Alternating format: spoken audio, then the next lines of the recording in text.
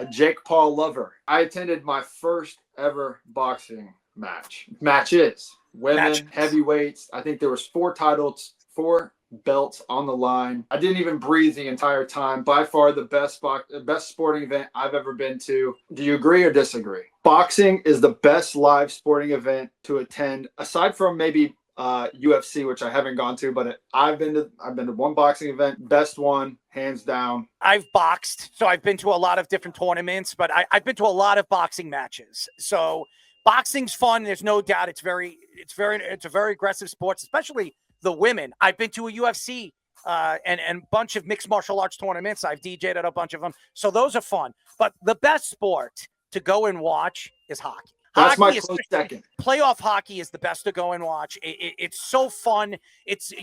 Watch the fans, the craziness of the fans. Even at the end of the game, during the periods, when it's break time and you're going up for food, there's fights. There's people arguing about who is in what line and this and that. It's so much fun. It's such an aggressive sport, especially if you're close to the ice. You could see so much stuff going on during the period. So I think it's hockey, but boxing's fun to go to. There's no question. I've been to a bunch. I've been to a Pernell Whitaker fight, when I was a younger fan. I've seen a Canelo Alvarez fight. I've seen a bunch of fights over the years. I fought a lot of fighters before they became superstars. And I seen Benitez, but before Benitez became a sensational boxer, I got a chance to see him fight when he was younger. So I got a chance to see a lot of different fighters, but I would say hockey, boxing, UFC. Not disagreeing, but I'm gonna throw a little wrinkle in here. And for you non-baseball people, that's a curveball. NASCAR. Ooh, that's a good one. I think from what the access that NASCAR allows these people to have, like literally you're on the track with them before they're going. Like that's like you being next to me when I'm warming up to go in the game. And all the tents, all the food, all the booze, they're not scared to drink. You're not wrong. Listen, I watched a female get obliterated in the ring and then sit right behind me. Those are the best 20 fights. minutes later, I couldn't believe it. I was like, fix your eye, woman. You know what I'm saying? I'm like, what in the... I couldn't believe it. I will say this, love him or hate him, Jake Paul cares about boxing, and I wasn't a big... I will say... Oh, hold on one second. He cares about boxing? Are you kidding me? He fought an old man in Mike Tyson who was a peg leg fighter. Hey, he's getting these people paid. He's getting these people paid. There's no question, but he's ruined.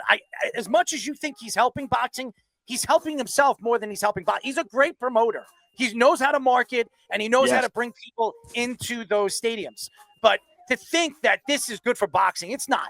Watching Jake Paul fight a 58-year-old man who hasn't fought or hasn't really been in a ring. He fought Roy Jones a couple of years ago. Both of those guys were out of the freaking shape. They both had, beer guts. Tyson actually got in shape, but his knee wasn't 100% healthy. He had an ulcer that blew up in his stomach. He was bleeding internally. He almost died. He lost 25 pounds. That's why they canceled the fight for the first time. I remember. And had to fight 5 months later. Honestly, Jake Paul knows how to make money. He's a good marketer. He's a good promoter, but he's not good for boxing. Anybody that thinks he's good for boxing is out of their damn. All I could say is I thought he would be at his home, sitting in his mansion doing this, but he was in Orlando watching Wanda Walton fight, which that guy's going to be amazing. 18-year-old whooped up on a 31-year-old.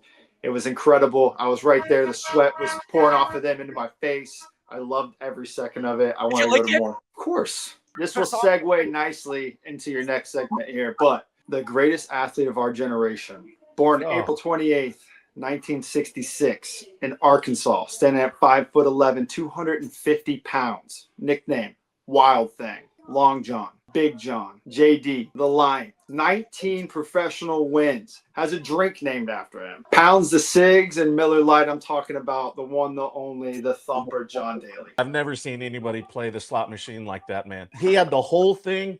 He sat in the middle. It was like bam, bam, bam, bam. I was like, he said it was coffee. I don't know. Big gulp was an understatement. This thing was monstrous, and he was just going hammer and burning heaters. It's like you don't even notice because it's just so like nonchalant, where it's just like mid-conversation, he's like, you just grab another cigarette? That is impressive. Then how you can play golf barefoot? Barefoot. still be good. He's also sponsored by Hooters. I mean, Hey, you know, his son got his NIL rejected from Hooters. I did not know that. Something in the language, I guess. I don't know. You can't have tits and ass as your sponsor. I don't know.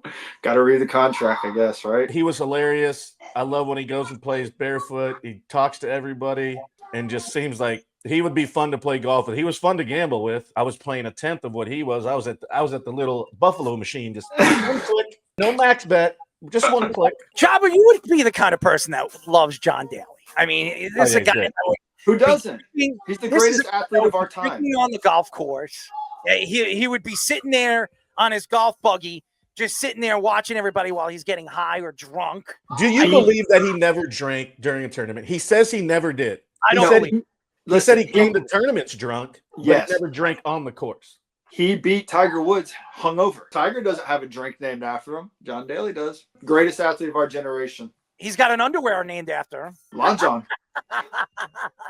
I'm just saying, the guy does it all. I watched his 30 for 30, and I thought it was fantastic. You got a chance to get to know who John Daly was, and he was a very likable person. He's still a very likable person for all the trials and tribulations and all the different things that he's gone through. It's pretty interesting how this guy is still alive. I mean, seriously, the amount of drinking, cocaine, and all the stuff that he was doing off the golf course, and then getting on the golf course. He actually said that he was high when he was at the U.S. Open one time. He also played at the Masters. He was high as a kite. So I believe John Daly is one of the fun players that you would like to bring up and kind of compare to one of those guys that you say, oh, yeah, he's not comparable to Michael Phelps, because Michael Phelps was, Michael Phelps was smoking marijuana, after the fact. This guy was actually sniffing cocaine and playing the game of golf.